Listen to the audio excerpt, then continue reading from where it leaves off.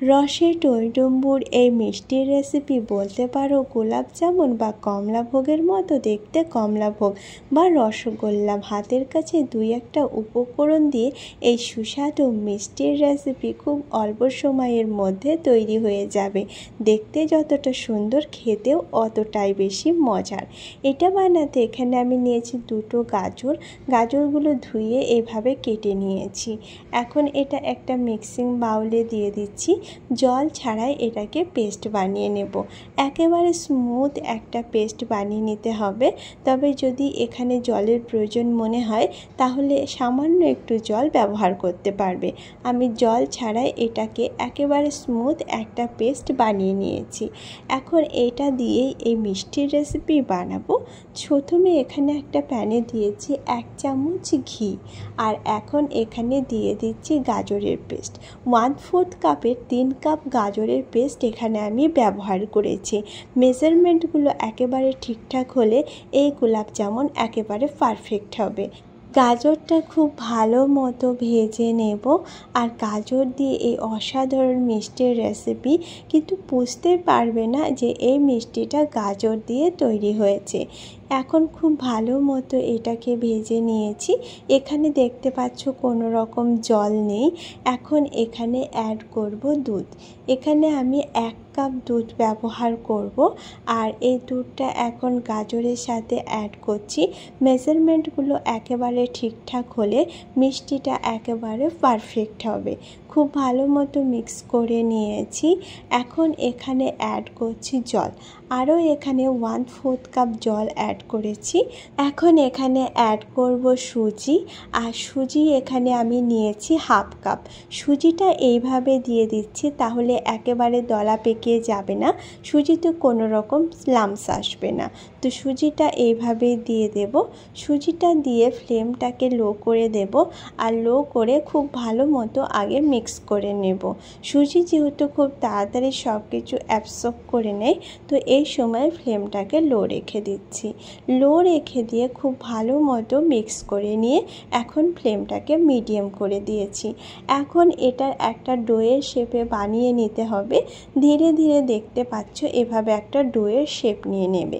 যখন এটা ঠান্ডা হয়ে যাবে, আরও বেশি শক্ত হয়ে যায়, তাই এর বেশি এটাকে আর করব না। এটা একটা প্লেটে নিয়ে ঠান্ডা হওয়ার জন্য রেখে দিয়েছি। এখানে একটা পুর বানিয়ে নেব, যার জন্য নিয়েছি 1/3 কাপ মিল্ক পাউডার, আর এর সাথে সাথে নিয়েছি ফ্রেশ কোকোনাট গ্রেট করে নিয়েছি। ড্রাই কোকোনাটও ইউজ করা যাবে। খুব ভালো মতো একবার মিক্স করে নিয়েছি। এই পুরটা বানাতে একেবারে সময় লাগে না, তবে খেতে অনেক বেশি মজার হবে। ভালো করে মিক্স করে নিয়েছি, আর এটাকে মথে নেওয়ার জন্য এখানে দিয়ে দেব সামান্য পরিমাণে দুধটা দিয়ে খুব ভালো মতো একটা ডো বানিয়ে নিয়েছি। এখানে যেহেতু ফ্রেশ কোকোনাট ইউজ করেছি, তাই দুধের পরিমাণটা বেশি প্রয়োজন হবে না। খুব ভালো মতো বানিয়ে নিয়েছি পুরটাকে। এখন এই পুরটা রেডি হয়ে গেছে, এটা সাইডে রেখে দিচ্ছি। এই মিষ্টির রেসিপিটা খেতে এতটাই মজার, একবার বানালেই বুঝতে পারবে। সুজির ডোটা পুরোপুরি এখন ঠান্ডা হয়ে গেছে। একবার ভালো করে মথে নিয়েছি, আর এখান থেকে মিষ্টির বলগুলো বানিয়ে নিচ্ছি। মিডিয়াম সাইজের মিষ্টির বলগুলো বানিয়ে নেব। আর এভাবে হাত দিয়ে এখানে এর যে পুরটা বানিয়েছি পুরটা অ্যাড করব।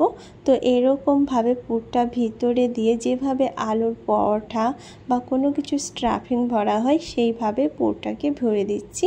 আর এইভাবে গোল করে আরও একবার বলগুলো বানিয়ে নিচ্ছি। এইভাবে সবগুলো রসগোল্লা বানিয়ে নেব। দেখতে পাচ্ছ কতটা সুন্দরভাবে হয়ে গেছে।